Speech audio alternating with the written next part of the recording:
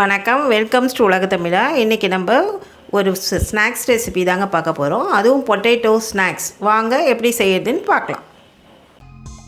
உருளைக்கிழங்கு ஸ்நாக்ஸ் செய்யறதுக்கு இப்போ நான் ஒரு மீடியம் சைஸில் 3 உருளைக்கிழங்கு எடுத்துருக்கேங்க. இதை அப்படியே நம்ம வேக வச்சு எடுத்துக்கலாம்.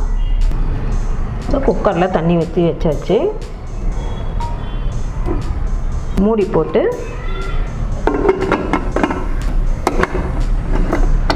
விசிலும் போட்டே வச்சிடலாம். ஒரு 3 விசில் வரட்டும். இப்போ 3 விசிலும் வந்துடுச்சு, ப்ரெஷர் அடங்கிடுச்சு. ஓப்பன் பண்ணி பார்த்துடலாம்.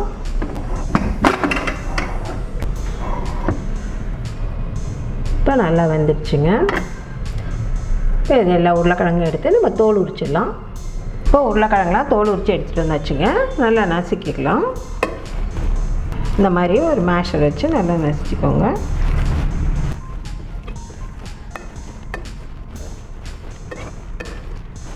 நல்லா மசிச்சாச்சு, அவ்வளோதான். இப்போ மசித்த உருளைக்கிழங்குல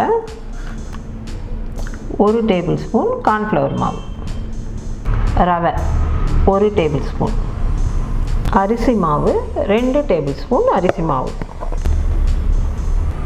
1/2 டீஸ்பூன் மிளகுத்தூள், 1/4 டீஸ்பூன் மிளகாத்தூள், இப்போ இதுக்கு தேவையான உப்பு, கொஞ்சம் கொத்தமல்லி தழை. இது எல்லாத்தையும் சேர்த்து நல்லா பிசைச்சிக்கலாம். தண்ணி ஊற்ற வேணாம், முதல்ல பிசைஞ்சிட்டு, ஏன்னா உருளைக்கிழங்குல இருக்க ஈரமே இதுக்கு சரியாக போயிடும். அப்படி பத்தலைன்னா தண்ணி தெளிச்சிக்கலாம்.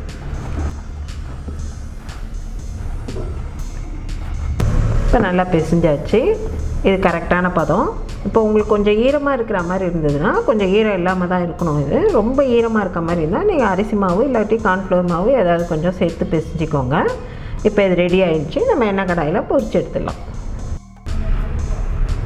இப்போ உருண்டை பிடிச்சிக்கலாம். லேசாக பிடிச்சா போதும், அழுத்தம் கொடுத்துலாம் பிடிக்கணும்னு அவசியமே இல்லை.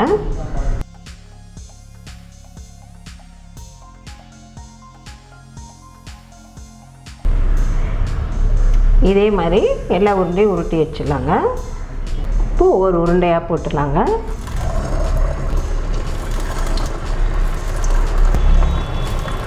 மீடியம் ஃப்ளேம்லேயே இருக்கட்டும். லைட்டாக இதை ரொட்டேட் பண்ணி விட்டுக்கலாம்.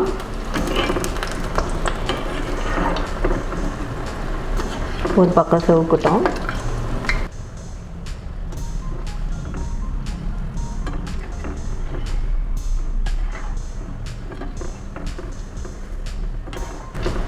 ஒரு பக்கம் செவந்துருச்சு, அப்படியே திருப்பி கொடுத்துக்கலாம்.